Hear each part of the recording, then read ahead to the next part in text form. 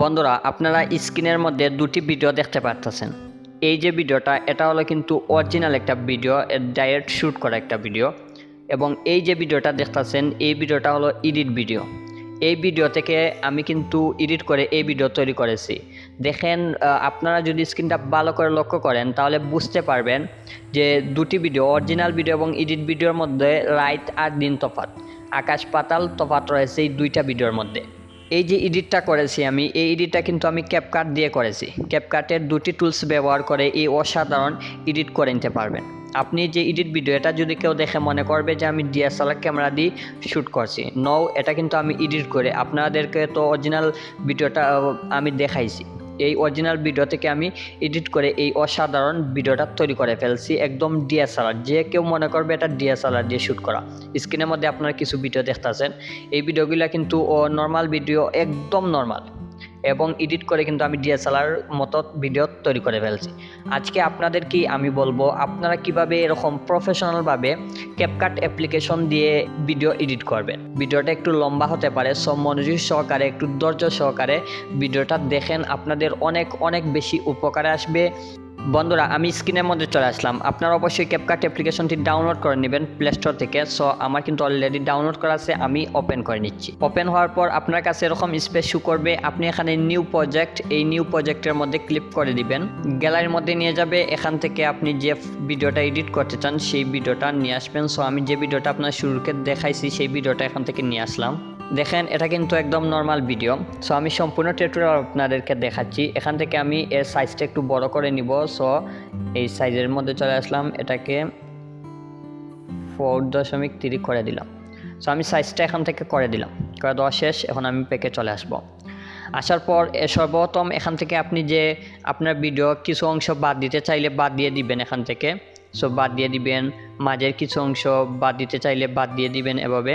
So আপনি যে সম্পূর্ণ টিউটোরিয়াল ভিডিও, মানে আমি তো কালারিং ভিডিও দেখাবো, সো আপনি এগুলা কিন্তু এভাবে বাদ দিয়ে দিতে পারেন। সর্বপ্রথম আপনার কাজটি হবে, সো বাদ দিয়ে দিলাম, এই সাইডে আমি বাদ দিয়ে দিব। সো এটা বাদ দিয়ে দিলাম, ওয়াটারমার্কটা এখান থেকে ডিলিট করে দিব। তো ডিলিট করে দিলাম।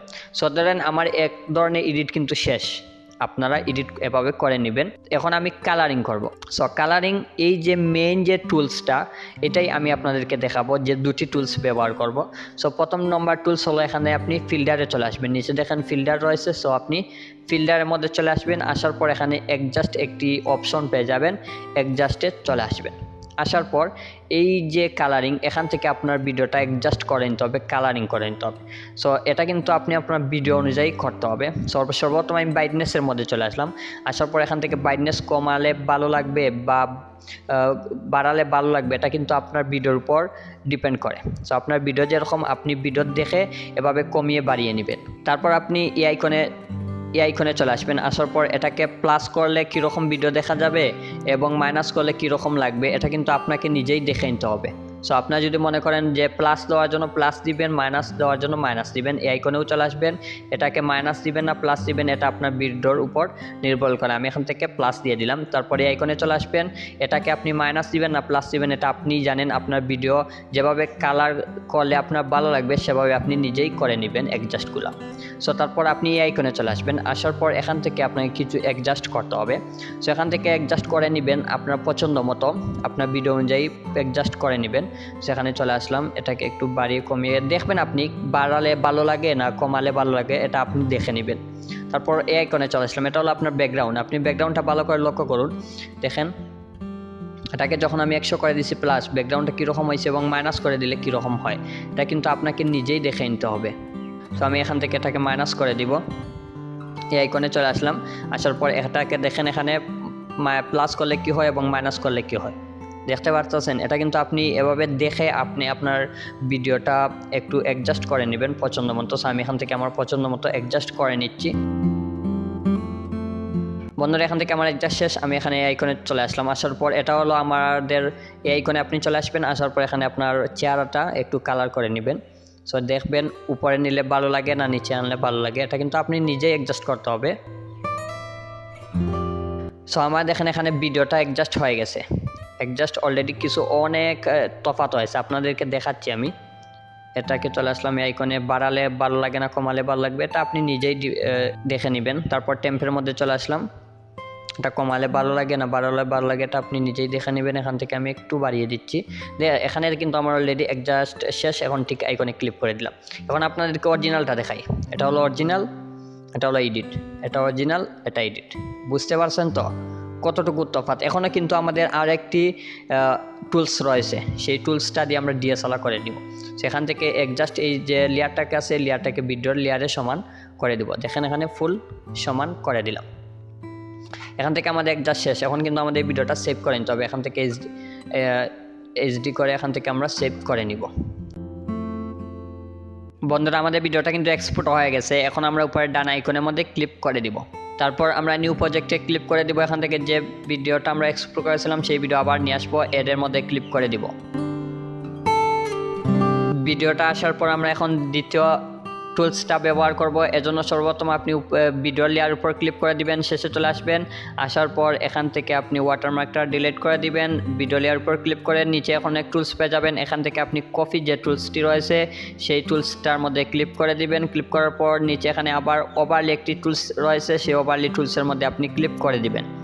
ক্লিক করার পর এখান থেকে এটার ব্যাকগ্রাউন্ড রিমুভ করার জন্য এখানে দেখেন গেট আউট একটা আইকন রয়েছে, সেই আইকনে ক্লিক করবেন। রিমুভ ব্যাকগ্রাউন্ড সেটার মধ্যে ক্লিক করলে এখানে ব্যাকগ্রাউন্ড রিমুভ হতে থাকবে, এখানে পার্সেন্ট দেখাবে। সো অপেক্ষা করবেন। সো এই যে লেয়ারটি রয়েছে এই লেয়ারটাকে কিন্তু আপনি প্রথম লেয়ারে সমান করে দিতে হবে।